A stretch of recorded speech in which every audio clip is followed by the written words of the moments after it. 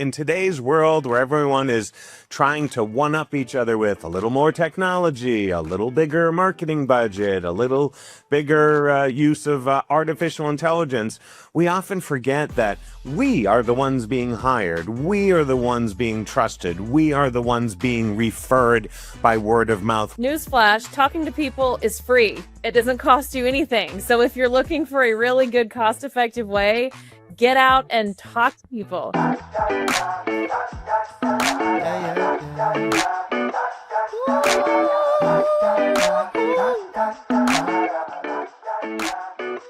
know that I feel good.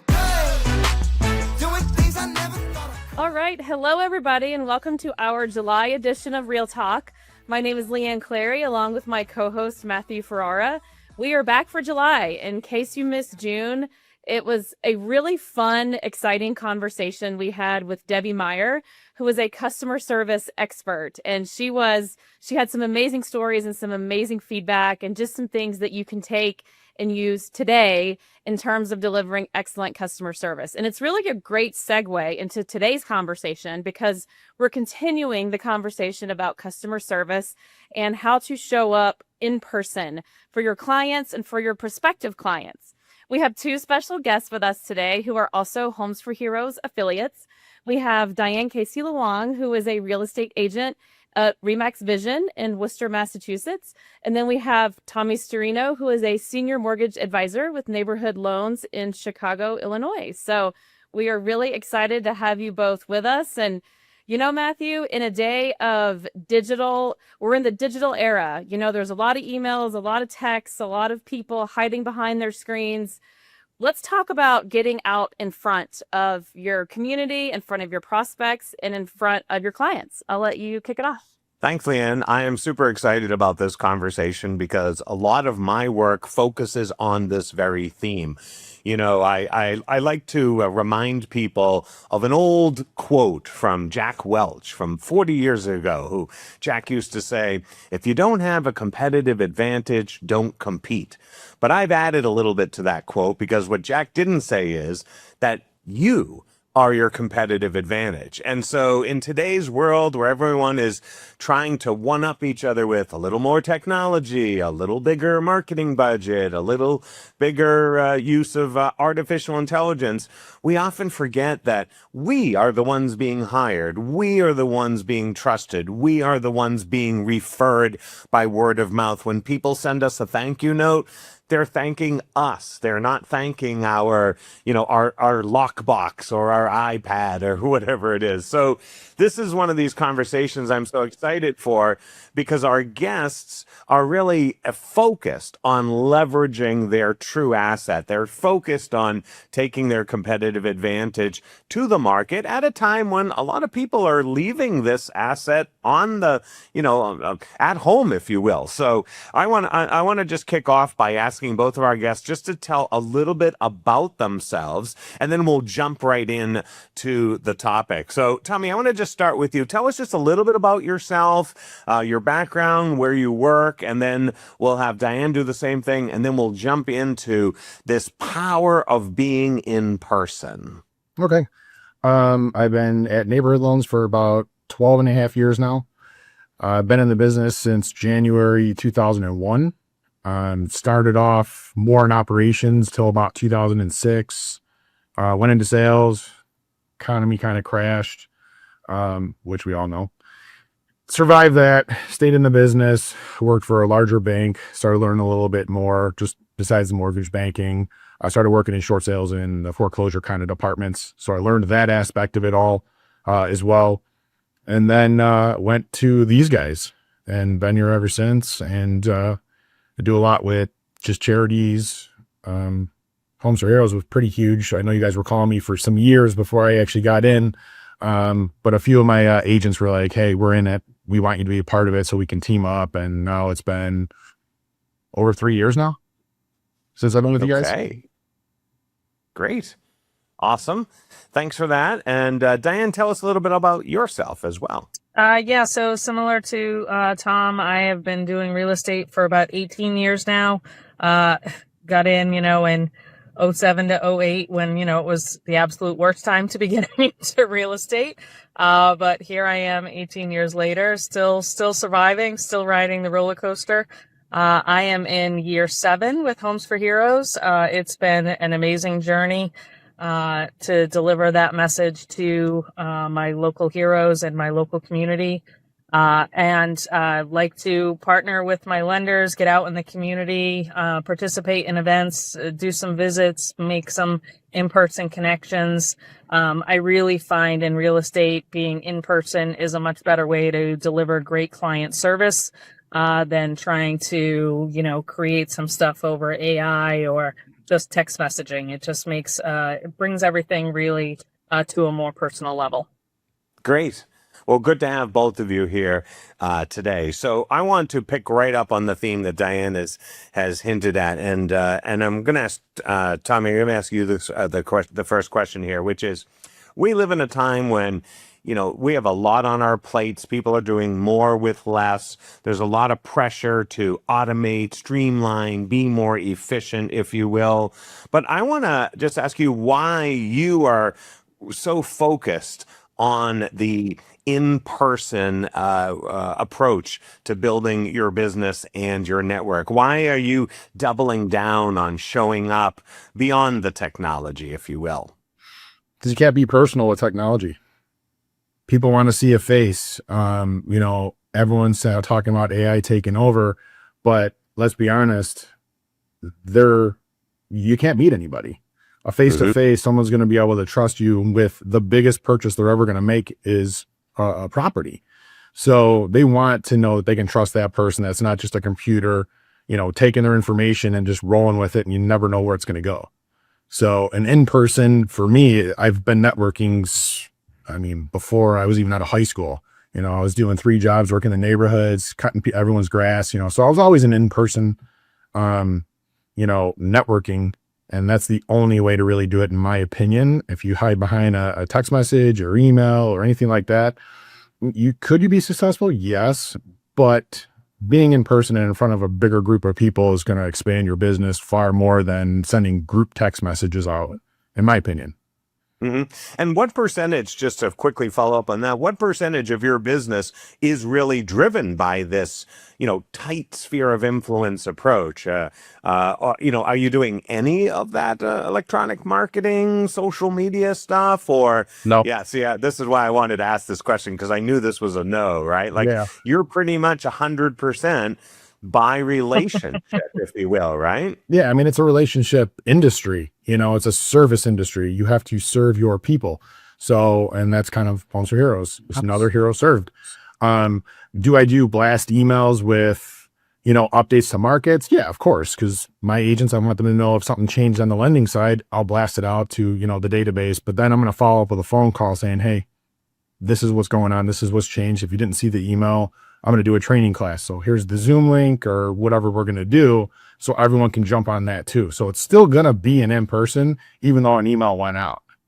Okay. Yeah. So it's not only either or, it's and, if you Correct. will, to be able to leverage that. Cool. So let me just add one more quick thought here.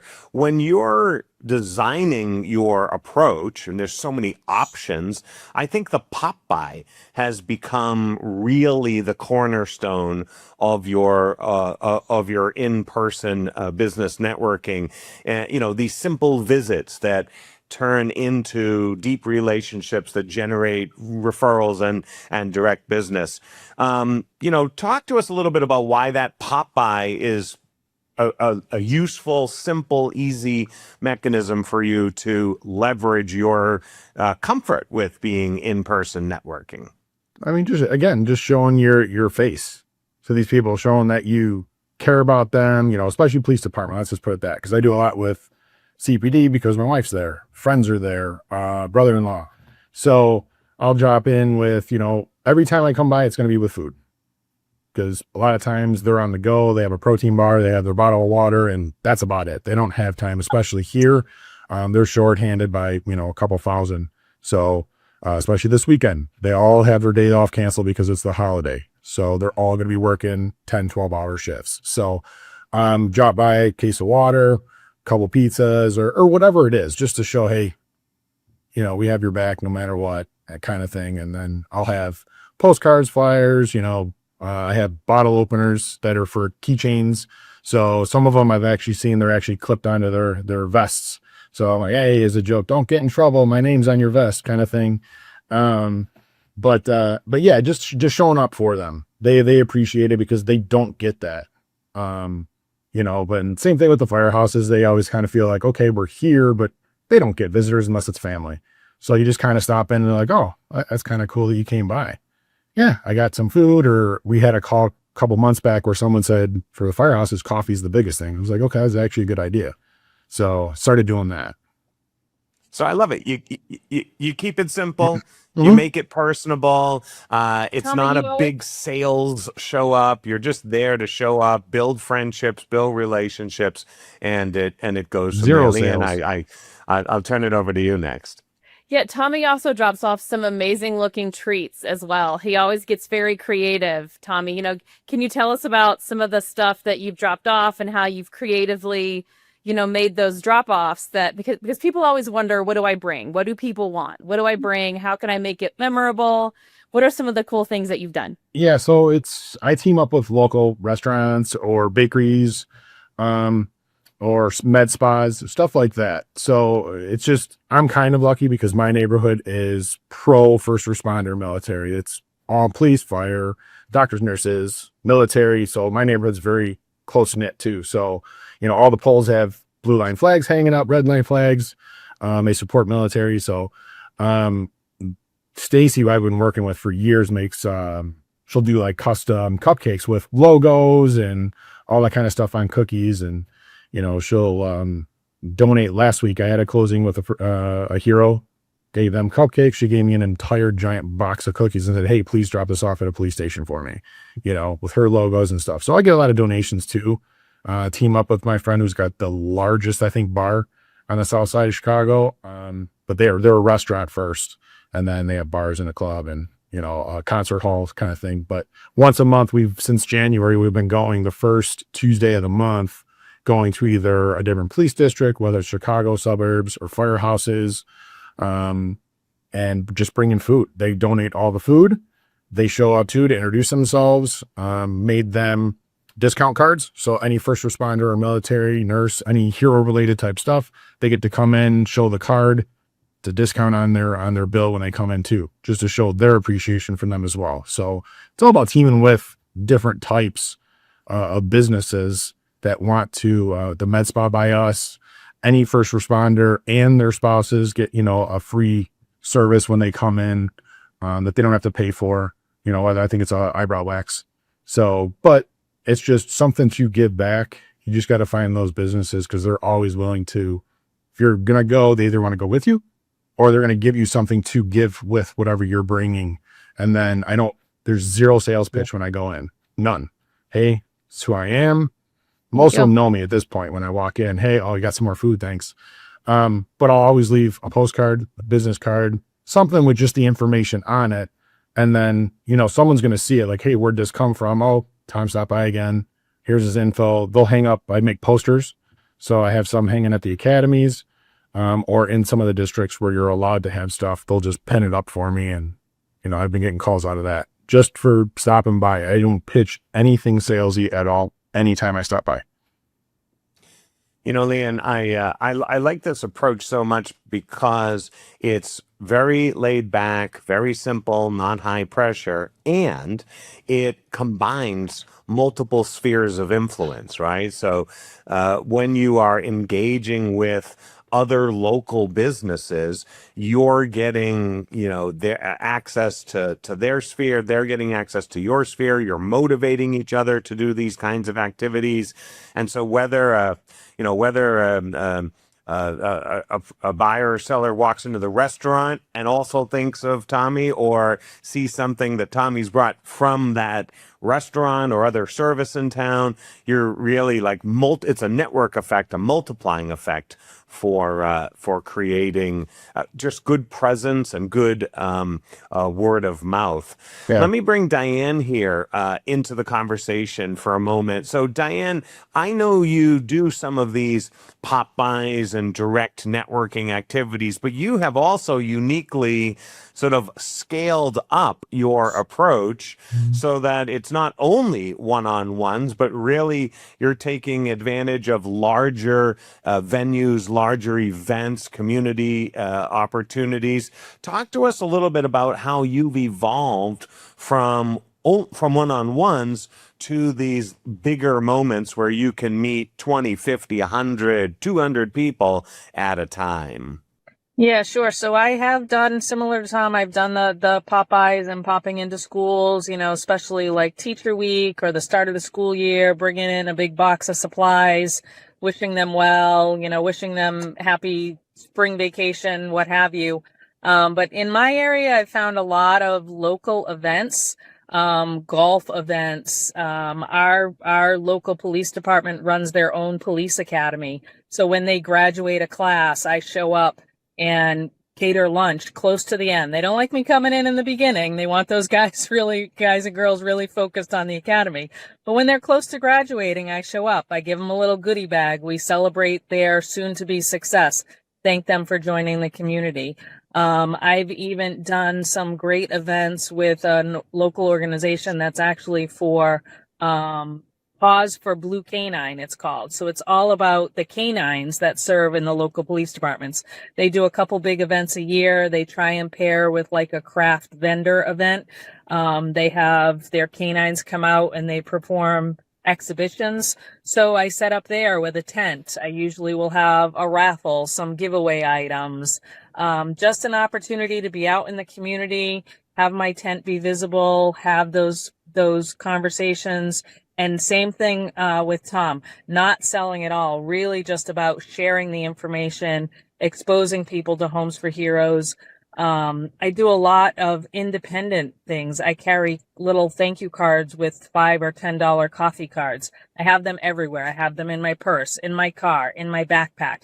I'm the girl that's walking through the grocery store. It takes me 3 hours to grocery shop because if I see you in scrubs, I'm stopping to have a conversation and hand you a thank you card that says, hey, I just want to thank you for, doing what you do in the community. So yeah, just really trying to find any way to make that in-person connection because, you can't shake somebody's hand over a text message. You can't, you can send a little hug emoji on your phone when you close somebody, but it's not the same as giving them a big bear hug and saying, so excited that we really got you to the finish line.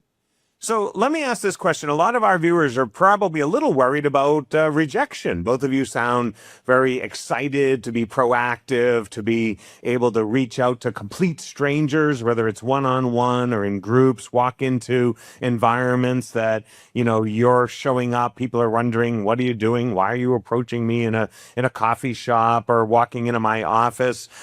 Talk to us a little bit about fear of rejection, fear of negative reaction, how you psych yourself up, get yourself into the right mindset to want to do that. Tommy, I'll go to you on this. I don't care.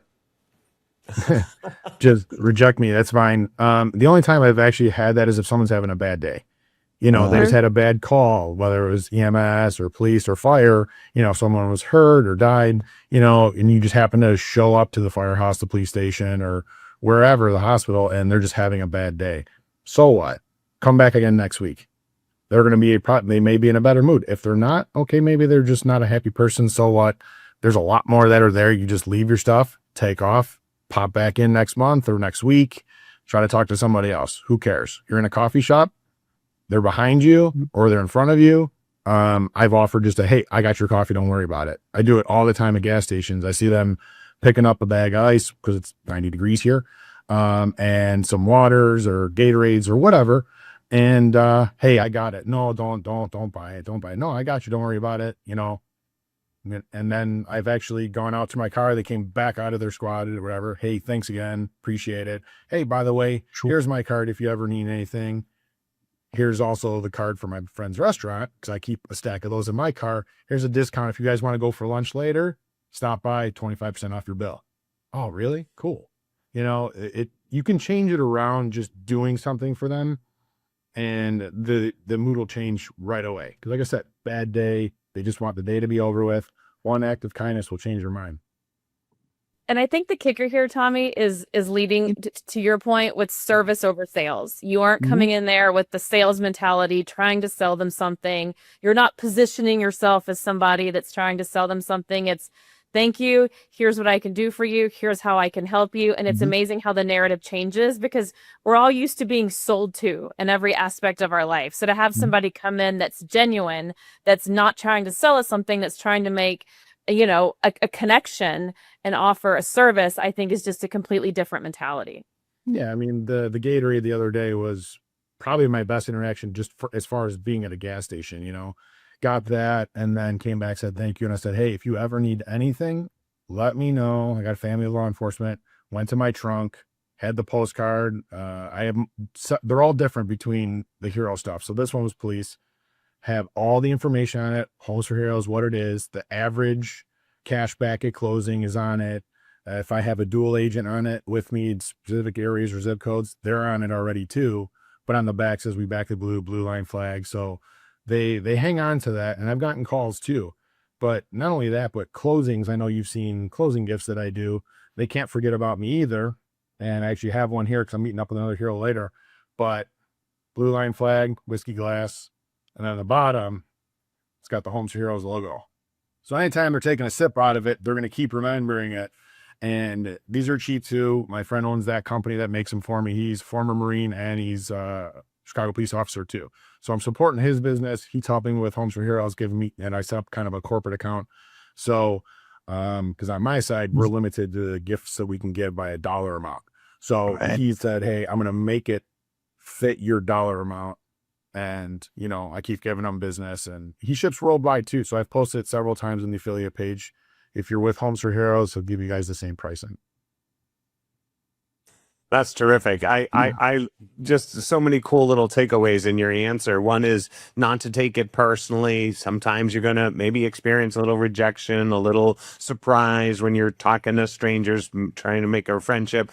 Also, I was thinking, if someone is having a bad day, maybe that's why you're there that day. Maybe you're the part that could help, I don't know, turn it around, make it a little lighter, not necessarily fix anything, but something good is happening when they might otherwise have been having a bad day. And then I do love this idea of giving them something that allows them to think of you, even if it's just a simple object, without having to spend a lot of money. That's also an easy way to continue the relationship, even when you're not actually present with them.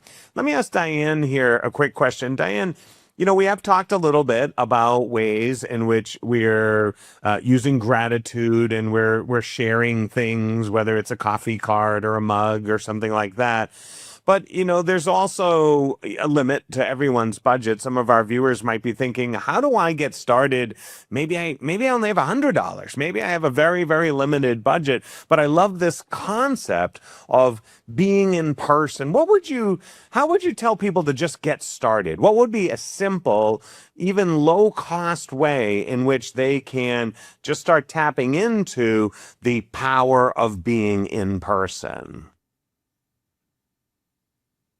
Yeah, so one of the things I think Tom mentioned right away is if you can partner with someone, then you certainly have the ability to share the cost, right? So as an affiliate agent, like Tom, I try to partner with my lender partners, try to partner with maybe an attorney who's supporting what I'm doing, a home inspector who's supporting what I'm doing, insurance folks, anyone that can help support what you're trying to do. And if you don't have that, hey, you know what? I mean, you can find a lot of great stuff at the dollar store. You can go in and get a bunch of decent snacks at the dollar store, throw some labels on it.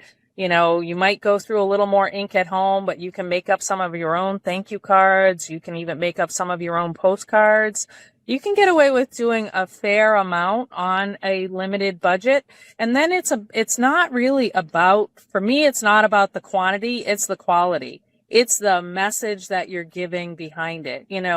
I've shown up at fire inspections and tried to give someone a coffee card, and they say, oh, we can't accept that. Some of them are very strict on what they can and can't accept. And you just have to accept that and kind of move on. And, but I also, ride around with a cooler of water. We here in Massachusetts, all of our road work is done by detail guys. So the guys are out there. We're having a heat wave right now. The detail guys are out there in 95-degree weather. As you're driving by, you just, hand a bottle of water. Maybe it has your own little sticker on it. There's a lot of ways to do a lot of good things on, maybe a little bit of a shoestring budget, just so you get the ball rolling. It's a great reminder that we don't have to bring expensive things. We just have to make the effort and turn an ordinary moment into a moment of time well spent, and people are going to they're going to remember it. It's going to stick. I'm going to ask both of you this question. Tommy, I'll start with you. Imagine you're talking to someone who's not quite as experienced with doing these in-person kinds of networking moments, but they get it. They're getting excited. They've listened to the both of you today. They think this is an idea I really should tap into, especially at a time when marketing is becoming very expensive. Digital advertising is becoming more expensive. So maybe they're thinking this is just an opportunity to exchange some time and some effort as opposed to budget. Give us a sense of the first thing you would encourage someone to do in 30 days. Give us a little assignment, if you will, to get started in the next 30 days, making in-person activities a part of your business building strategy. I would say try to find a charity event to show up. It's usually free, but donations at the door. So could be $10, $20, whatever you want to give. But show up and then just have conversations. It's all networking. Have conversations, see what people are struggling with. What kind of, it's with police, fire, military. I'm doing stuff with animal stuff because we have 4 rescues in our house. So those are huge too, because everyone loves an animal, dogs, cats, whatever. Some like animals more than people. But I would just find in an event that you can just just talk to people. Just talk to people. The more you start talking to people, the better you're going to be at it, and it's just going to come natural. So at our company, they want me to do videos all the time. They've been trying to get me to do videos for 10 years. I've done 2 with you guys now in 2 months, and I haven't done 2 in 12 years with them. So, just it's the more you do it. So do that. But if you just see them in person, Diane is if you see somebody, just thank them. That's it. The more you're going to go up to people, it's just going to come so much easier. See a police officer, hey, are you having a good day? Everything good? Thank you for your service. Quick handshake. You're gone. They may say, wait, why'd you come up to me? Oh, and now that's your in. Now you can say, hey, this is what I do. I work with a lot of heroes. If you ever need anything, always have your cards on you. My trunk's full of stuff, hero related or just other event stuff. So I always have it with me no matter what. But just talking to people is going to make it way easier. And then you'll just start figuring out different ways. And then again, team up with businesses because they're going to donate. They will. Hey, I'm going to go to this department. I'm bringing this. Would you guys want to throw a couple of pizzas at it too?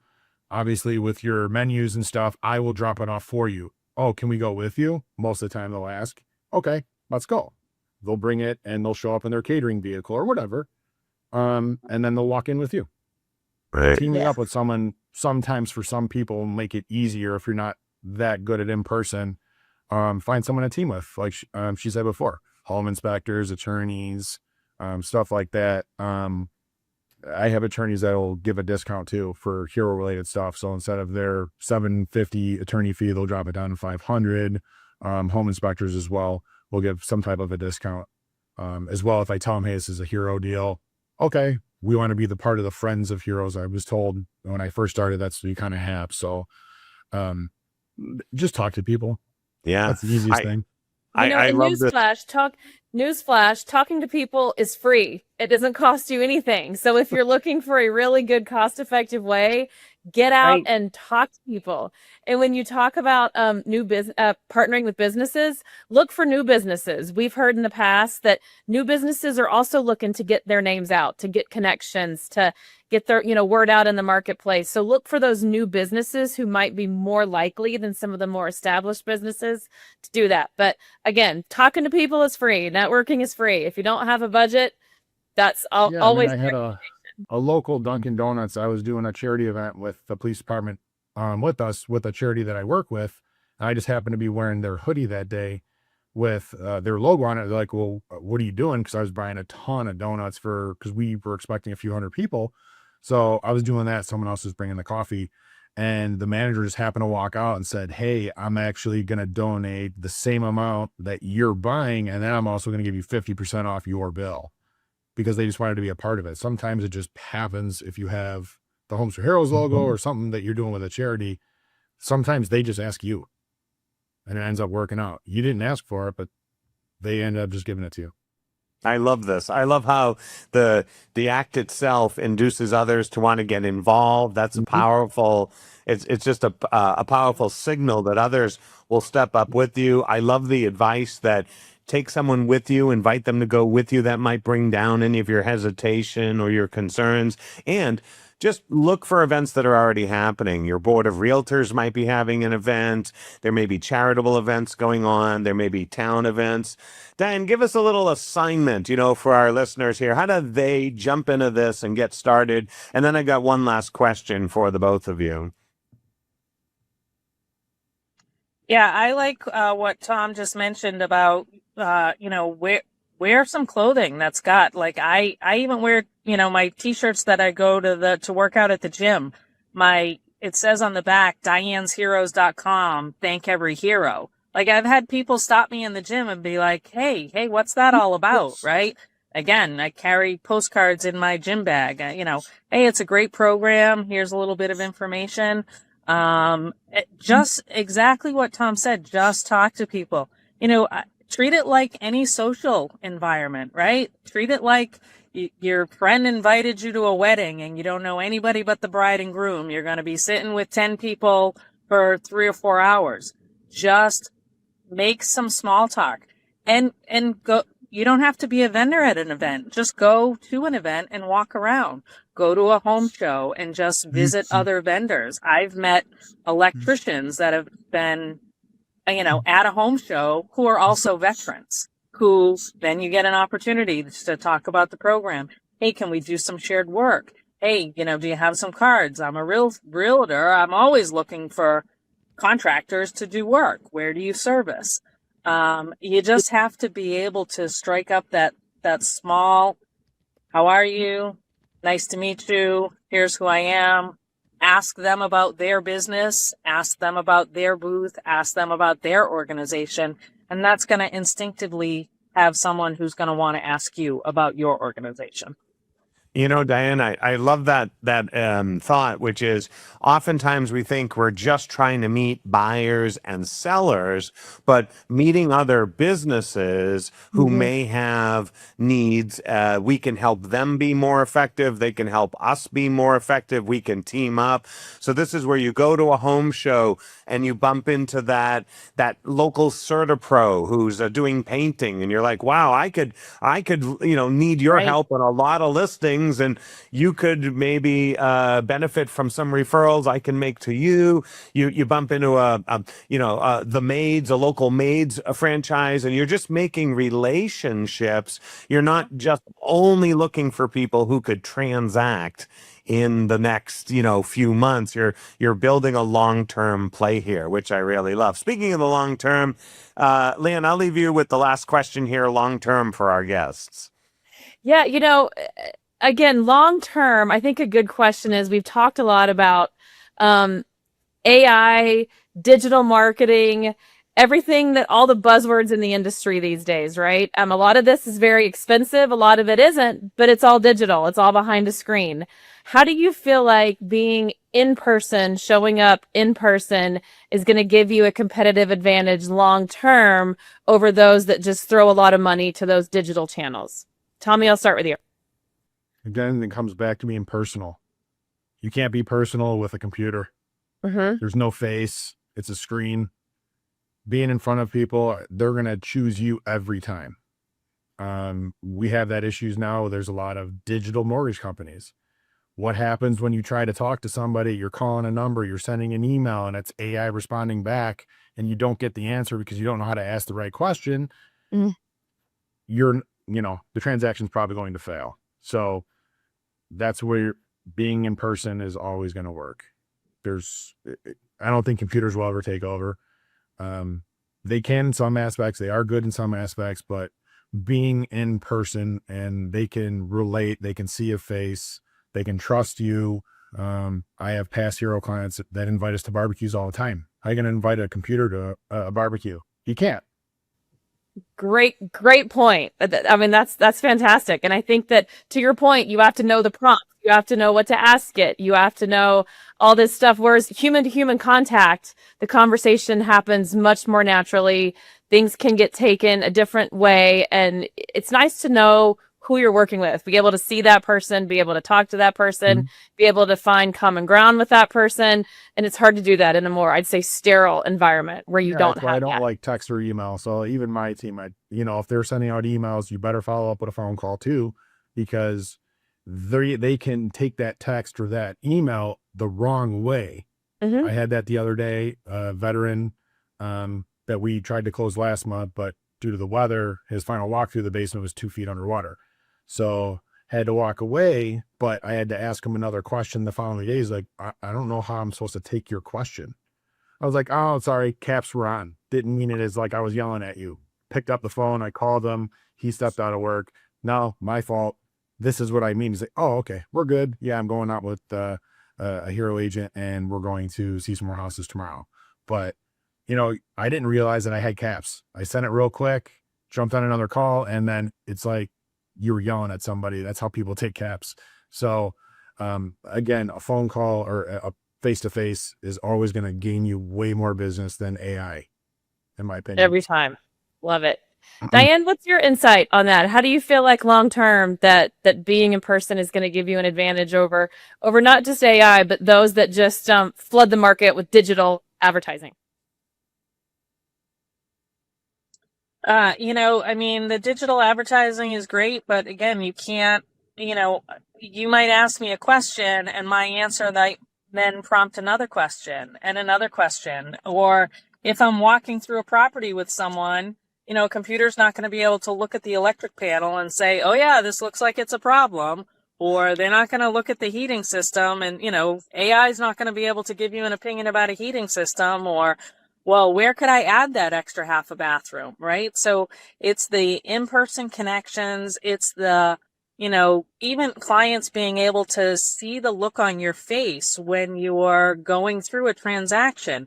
Are you concerned? What is my emotion? How is my emotion or my presentation or my demeanor helping calm my client's anxiety? AI is not, you're not going to look at a computer screen and see some smiling face back at you and give you the peace of mind that I know this transaction seems like it's a hot mess right now, but don't worry. Just take a deep breath, take a pause, and everything is going to be okay. It is that in-person hand-holding client service. We're in it to the end, the good, the bad, the ugly. It doesn't matter. We're here for you. The AI tools, the social media tools, they are a good tool. They are not the end-all, be-all for this industry. Diane, Tommy, thank you so much for talking about this topic with us and sharing your approach and your stories. I have long felt that this very powerful tool of being present, this powerful technique of leveraging our personality and magnetism of our presence is really one of the things that makes being in sales, being in the real estate industry, but in sales, just actually a lot of fun. It makes it enjoyable to want to be able to go out and help people. So I love how you've reminded us of that. And as you say, nobody wants to hug a vending machine when they are trying to do something so important like buy or sell a home. So thanks for being with us. We really do appreciate it. Our audience is grateful for you sharing your experiences with us. Leanne, why don't you wrap us up?